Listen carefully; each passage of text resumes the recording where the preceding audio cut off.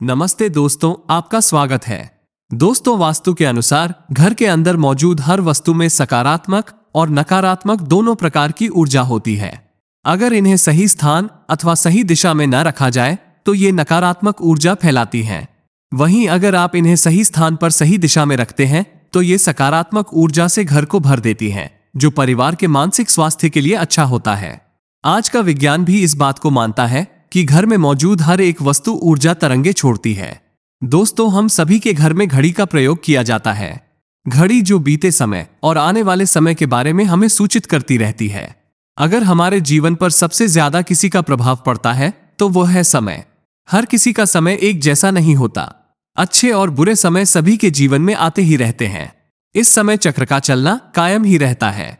समय किसी के लिए नहीं रुकता, किंतु अगर हम आपसे कहें कि आप अपने समय को अच्छा बनाने के लिए कुछ उपाय जरूर कर सकते हैं। जी हाँ, आज हम घरों में लगी घड़ी जिसको हम रोज निहारते हैं, पर कभी यह नहीं सोचा कि यह घड़ी हमारा समय बदलने में और अच्छा समय लाने में मदद कर सकती है। दोस्तों, हम कई बार जीवन की छोटी छोटी चीजों को नजरअंदाज कर देते हैं, पर वही चीजें हमारे भाग्य पर अच्छा और बुरा प्रभाव डालती हैं।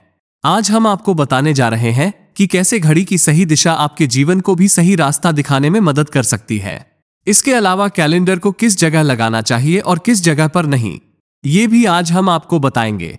दोस्तों, अगर आपने हमारे चैनल को अभी तक सब्सक्राइब नहीं किया है तो इसे सब्सक्राइब कर लीजिए, ताकि आप ऐसे आध्यात्मिक और महत्वपूर्ण जानकारी वाले वीडियो देख सकें। सबसे पहली बात, घड़ी के प्रकार। वास्तुशास्त्र में घड़ी अगर गोल और अंडाकार की हो तो सबसे उत्तम माना जाता है, पर आजकल देखा जा रहा है कि बाजार में कई सारे प्रकार की घड़ियां मौजूद हैं, जिसमें घर के सदस्य या भगवान के फोटो भी लगाए जाते हैं। लेकिन दोस्तों, घड़ी के साथ तस्वीरें लगाना बिल्कुल भी सही नहीं है। इससे आपके घर के सदस्य के जीवन पर समय का प्रभाव देखने को मिल सकता है। और भगवान की तस्वीर घड़ी में बिल्कुल भी ना लगाएं, क्योंकि भगवान की तस्वीर को रोज दीप, अगरबत्ती और पूजन की आवश्यकता होती है, और घड़ी तो कई महीनों तक धूल में पड़ी रहती है। इससे भगवान का अपमान होता है और शुभ माना नहीं जाता। हो सके तो घड़ी का आकार गोल और अंडाकार ही पसंद करें। घड़ी का गोल अथवा अंडाकार हमारी पृथ्वी के आकार को दर्शाता है। चौकोर घड़ी में नुकीले कोण होते हैं और वास्तु के अनुसार नुकीली चीजें नकारात्मक ऊर्जा का संचार करती हैं। दूसरी बात, घड़ी को स्वच्छ और नया रखें।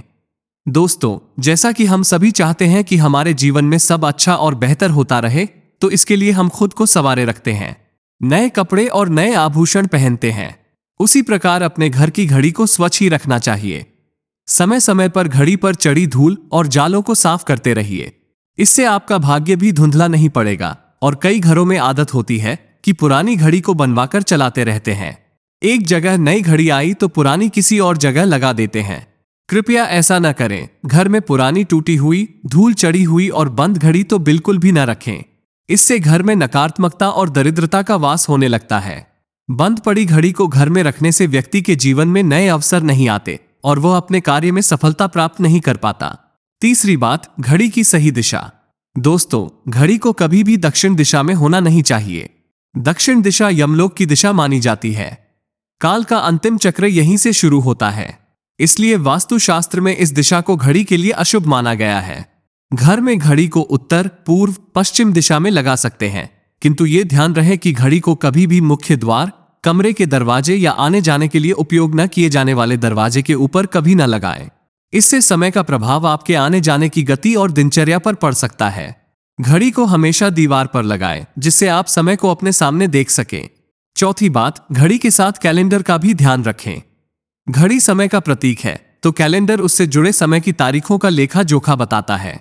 कैलेंडर को पूर्वी और उत्तरी दिशा में कभी नहीं लगाना चाहिए। इससे वास्तुदोष उत्पन्न होता है। और कृपया अपने घरों में नए कैलेंडर के साथ पुराना कैलेंडर कभी ना लगाएं। कैलेंडर और घड़ी दोनों ही आने वाले समय के सूचक हैं, जो हमें आगे बढ़ने की प्रेरणा देते हैं। उन्हें समय के अनुसार ही लगाना चाहिए। घड़ी को कभी पीछे समय के साथ ना रखें। आप 5-10 मिनट आगे जरूर रख सकते हैं। इससे आपको कभी भी उस समय का काल चक्र और दुष्ट परिणाम प्राप्त नहीं होगा। ये एक छोटा सा उपाय आपको बताना चाहेंगे।